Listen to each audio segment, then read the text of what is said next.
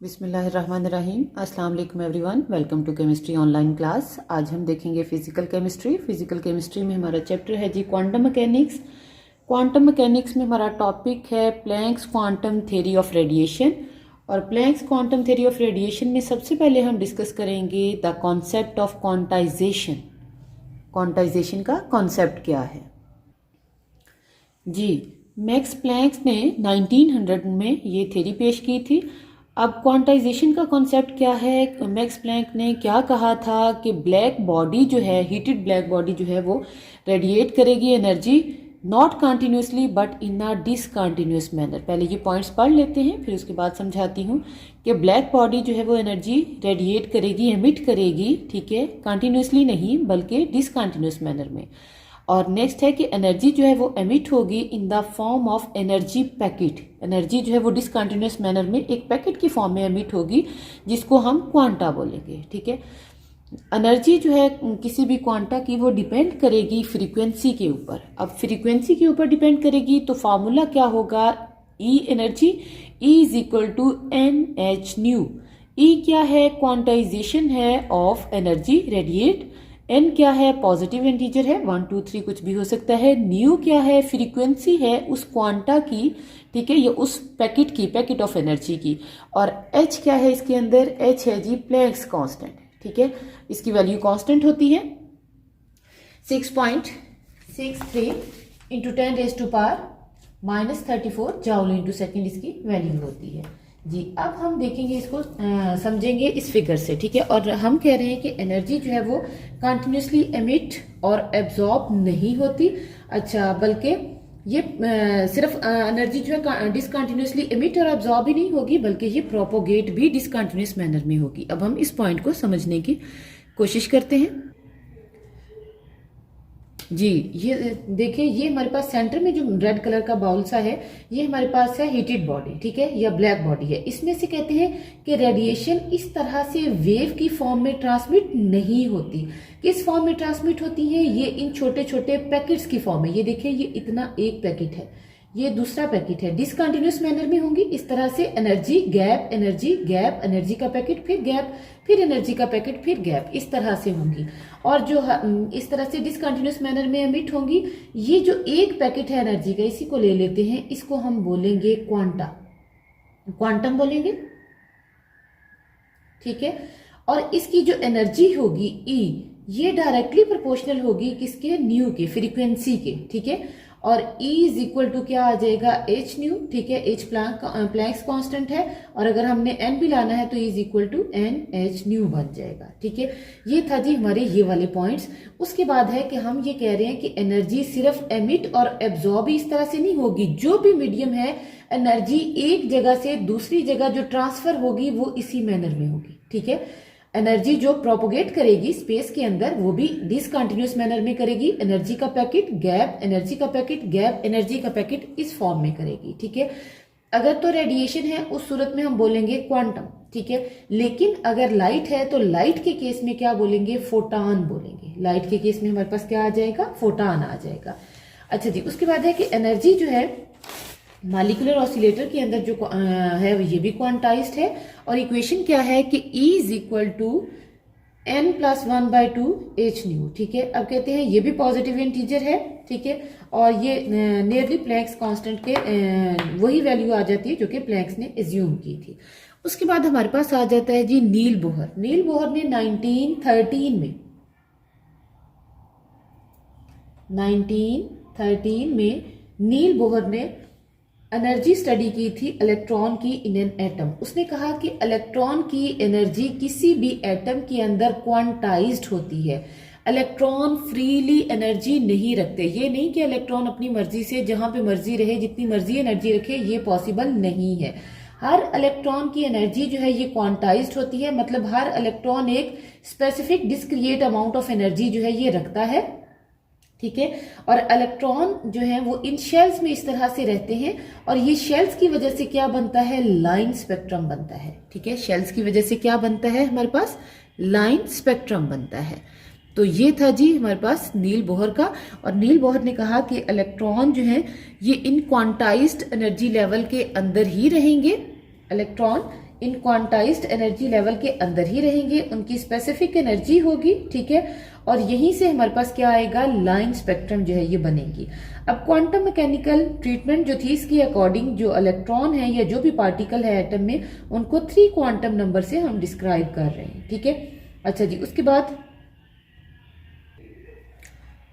अब ये जो क्वांटाइजेशन है एनर्जी की, इसके अकॉर्डिंग इलेक्ट्रॉन की जो एनर्जी है ये क्वांटाइज्ड है और उसको हम डिवाइड कर रहे हैं किसके अंदर, शेल के अंदर, सब शेल के अंदर और ऑर्बिटल्स के अंदर, ठीक है। तो यहां पे इलेक्ट्रॉन की एनर्जी जो है वो इस तरह से क्वांटाइज्ड होगी और डिस्क्रिएट एनर्जी लेवल या सेट होंगे या फिर सबसेट, ये मिलके सेट बना देंगे या फिर अंदर वाले जो है ये सबसेट होंगे जी। नेक्स्ट हम देखेंगे फोटॉन एंड क्वांटा, कि फोटॉन और क्वांटा क्या है। अब इसमें है कि ये हमारे पास है हीटेड सॉलिड, वही वाला पॉइंट जो हमने पहले पढ़ा था कि ये हीटेड सॉलिड है। इससे एनर्जी जो एमिट होगी वो कंटिन्यूस मैनर में नहीं होगी बल्कि डिसकंटिन्यूस मैनर में होगी। वो इस तरह से नहीं होगी बल्कि इस तरह से डिसकंटिन्यूस मैनर में होगी। पैकेट ऑफ एनर्जी होंगे ये चंक्स ऑफ मिनिमम साइज होंगे, जिस तरह से ये है हमारे पास, ये है चंक ऑफ मिनिमम साइज, ये भी है चंक ऑफ मिनिमम साइज, ये भी है चंक ऑफ मिनिमम साइज। ये जो चंक्स ऑफ मिनिमम साइज है इनको बोलते हैं क्वांटम, सिंगल को क्वांटम और वैसे क्वांटा, ठीक है। अब ये जो चंक्स हैं इनकी एनर्जी किसके डायरेक्टली प्रोपोर्शनल है, फ्रीक्वेंसी के, तो एनर्जी किसके इक्वल आ जाएगी, एच न्यू के इक्वल आ जाएगी, ठीक है। अब इसके अकॉर्डिंग हमारे पास जो एनर्जी एमिट हो रही है या एब्जॉर्ब हो रही है वो कंटिन्यूस मैनर में नहीं हो रही बल्कि डिसकंटिन्यूस मैनर में हो रही है।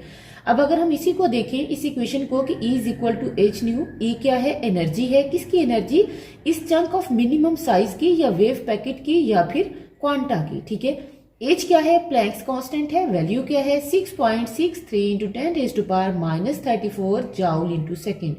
न्यू क्या है जी, न्यू है फ्रीक्वेंसी, ठीक है। उसके बाद नेक्स्ट है कि एनर्जी जो है, एनर्जी इज एमिटेड और एब्सॉर्ब्ड इन होल नंबर, ठीक है। हमने पीछे इक्वेशन पढ़ी थी कि E is equal to n h nu. N जो है हमने कहा था पॉजिटिव इंटीजर कुछ भी हो सकता है, 1 2 3 4। अगर हम n की वैल्यू 1 पुट करें तो 1 मल्टीप्लाई एच न्यू क्या आ जाएगा, E is equal to h nu आ जाएगा। और अगर n की वैल्यू 2 पुट करें तो क्या होगा, E is equal to n h nu है, ठीक है। तो n की जगह पे क्या आएगा, 2h न्यू। और अगर n की वैल्यू 3 हो तो क्या आ जाएगा, E is equal to n की जगह पे 3h न्यू आ जाएगा। अब वो यही कह रहे हैं कि एनर्जी इज एमिटेड और absorbed in whole number of h nu, 2h nu, 3h nu, so on. इसी तरह से जो होल नंबर होगा उसी के अकॉर्डिंग एनर्जी एमिट या फिर एब्सॉर्ब्ड होगी। नेक्स्ट पॉइंट है कि इलेक्ट्रोमैग्नेटिक अगर रेडिएशन है तो उस केस में हम क्या बोलेंगे, फोटॉन। और अगर आपके पास है पल्सेस ऑफ एनर्जी तो ये क्या कहलाएंगे, ये क्वांटा कहलाएंगे, ठीक है। अच्छा जी, अब प्लैंक्स ने क्या किया था, दोनों को स्टडी किया था। प्लैंक्स ने जो अपनी थ्योरी थी उसको अप्लाई किया था माइक्रोस्कोपिक ऑब्जेक्ट पे भी और मैक्रोस्कोपिक ऑब्जेक्ट पे भी। अब माइक्रोस्कोपिक जो कि हमें माइक्रोस्कोप से नजर आएंगे, उसमें क्या आ सकता है, इलेक्ट्रॉन, एटम, मॉलिक्यूल आ सकता है। मैक्रोस्कोपिक ऑब्जेक्ट क्या है, जो आम हमें नजर आ सके, उसमें ह्यूमन बींग्स भी आ सकते हैं, दूसरे भी। उसने कहा था कि इन दोनों में, माइक्रोस्कोपिक में भी और मैक्रोस्कोपिक में भी, एमिशन और एब्जॉर्प्शन दोनों डिसकंटिन्यूस मैनर में होंगे। ये नहीं कि सिर्फ माइक्रोस्कोपिक इलेक्ट्रॉन के लेवल पे है, हायर लेवल पे ये पॉसिबल नहीं है, ऐसा नहीं। उसने कहा कि इन दोनों केसेस में जो एमिशन और एब्जॉर्प्शन है, एमिशन एंड एब्जॉर्प्शन, ये डिसकंटिन्यूस मैनर में होगी, ठीक है।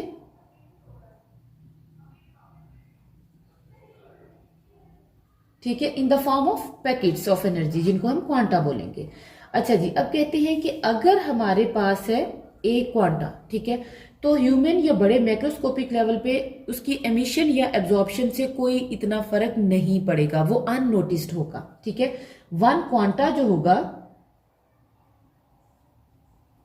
वो अननोटिस्ड होगा, किस केस में, मैक्रोस्कोपिक लेवल पे, ठीक है। लेकिन अगर हम माइक्रोस्कोपिक की बात करें तो उसमें एक क्वांटा को भी हम कंसीडर करेंगे क्योंकि उससे भी चेंज आएगी। तो ये था जी फोटॉन और क्वांटा का कॉन्सेप्ट। नेक्स्ट हमारे पास आ जाता है Planck's quantum theory of radiation. अच्छा जी, शुरू में थी इलेक्ट्रोमैग्नेटिक रेडिएशन, उसके वो एक्सप्लेन करती थी, इलेक्ट्रोमैग्नेटिक रेडिएशन जो की थ्योरी थी ये एक्सप्लेन करती थी इंटरफेरेंस को और डायफ्रैक्शन, ये दोनों प्रोसेस को एक्सप्लेन करती थी जी। इलेक्ट्रोमैग्नेटिक थ्योरी जो थी ये एक्सप्लेन करती थी इंटरफेरेंस को और डायफ्रैक्शन को, इनको ये एक्सप्लेन करती थी। ये एरो पे मैंने एक्सप्लेन लिख दिया, लेकिन ये फेल हो गई एक्सप्लेन करने के लिए किसको, absorption and emission of radiation from body, कि किसी भी बॉडी से जो एब्जॉर्प्शन होगी या एमिशन होगी वो किस तरह से होगी। ये एब्जॉर्प्शन और एमिशन को एक्सप्लेन करने के लिए ये 3 थेरीज जो थी ये पेश की गई। कौन कौन सी? प्लैंक्स क्वांटम थ्योरी पेश की गई, आइंस्टाइन ने थ्योरी अपनी पेश की, और कॉम्पटन इफेक्ट। ये तीनों के तीनों जो थे ये एक्सप्लेन करते थे emission and absorption of radiation from any body, ठीक है। तो इनके अकॉर्डिंग जो लाइट थी ये कार्पक्सुलर इन नेचर थी, और इनके अंदर क्या होता है, डिस्क्रिएट पार्टिकल होते हैं या वेव पैकेट होते हैं जिनको हम क्वांटा या फोटॉन बोलते हैं। अब प्लैंक्स क्वांटम थ्योरी के मेन पॉइंट्स आ जाते हैं, ये मैंने इधर लिखे हुए हैं कि energy is emitted, point number 1 है एनर्जी इज एमिटेड और एब्जॉर्ब्ड इन डिसकंटिन्यूअस मैनर। कंटिन्यूअस मैनर में एब्जॉर्ब और एमिट नहीं होगी, किस फॉर्म में होगी, डिसकंटिन्यूअस मैनर में होगी। सेकंड पॉइंट क्या है कि each energy packet is called quanta, हर जो एनर्जी का पैकेट है उसको क्वांटा बोलेंगे। उसकी एनर्जी फिक्स होगी और वो डिपेंड करेगी किसके ऊपर, थर्ड पॉइंट में फ्रीक्वेंसी के ऊपर, E directly proportional to nu या E is equal to h nu. और अगर हम न्यू को देखें तो न्यू पीछे भी हमने देखा था किसके इक्वल है, सी बाय लैम्डा के। न्यू किसके इक्वल है, सी बाय लैम्डा के, तो यहां पे क्या आ जाएगा, E is equal to h c by lambda. और फोर्थ पॉइंट है कि एनर्जी इज एमिटेड और एब्जॉर्ब्ड इन होल नंबर, मैंने पहले भी आपको बताया किस फॉर्म में होगी, h nu, 2h nu, 3h nu, so on, इसी तरह से ये आगे जाता जाएगा। ये तो था जी हमारा Planck's quantum theory of radiation. अगर आपको आज का लेक्चर अच्छा लगा हो तो इसे लाइक जरूर कीजिएगा, अपना ख्याल रखिएगा, अल्लाह हाफिज।